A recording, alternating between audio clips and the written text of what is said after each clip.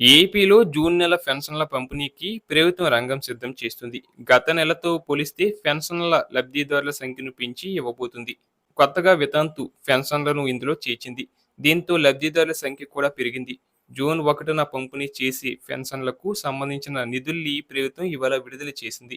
వీటిని సచివాలయ ఉద్యోగులు జూన్ 1న లబ్ధిదారులకు పంపిణీ చేయబోతున్నారు.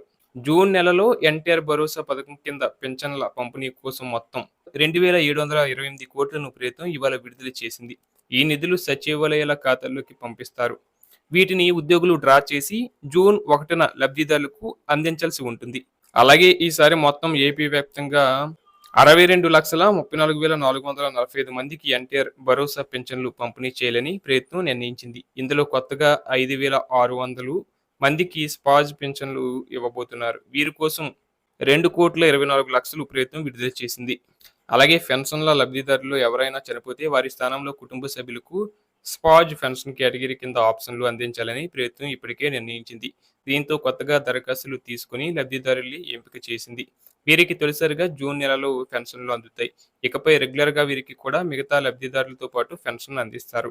మిగిలిన కొత్త పెన్షన్ల విషయంలో ప్రభుత్వం త్వరలో నిర్ణయం తీసుకోవాల్సి ఉంది. అలాగే పెన్షన్ల విషయంలో తెలంగాణ సీఎం రేవంత్ రెడ్డి కీలక నిర్ణయం తీసుకున్నారు. పెన్షన్లను నేరుగా లబ్ధిదారుల ఖాతాలో జమ చేయాలని ఆదేశించారు. అలాగే అర్హులకే పెన్షన్లు ఇవ్వాలని అన్నారు. ఈ మేరకు గ్రామీణాభివృద్ధి శాఖపై ఉన్నతాధికారులతో ముఖ్యమంత్రి రేవంత్ రెడ్డి సమీక్ష నిర్వహించారు. ఈ సందర్భంగా అధికారులకు పలు కీలక సూచనలు చేశారు. గ్రామ పంచాయతీ సిబ్బంది జీతాలు చెల్లించడానికి ప్రభుత్వం నుంచి ప్రతి నెల 50 కోట్లు ప్రత్యేకంగా నిధులు మంజూరు చేస్తామని తెలిపారు. అవుట్ సోర్సింగ్, కాంట్రాక్ట్ ఉద్యోగులు అని తేడా లేకుండా ప్రభుత్వంలోని అన్ని శాఖల పరిధిలోని ఉద్యోగులకు మొదటి తారీఖునే జీతాలు అందేలా చూడాలని ఈ మేరకు స్పష్టం చేశారు. సిబ్బంది జీతాలు ఒక్కరోజు ఆలస్యమైన సహించబోమని పేర్కొన్నారు.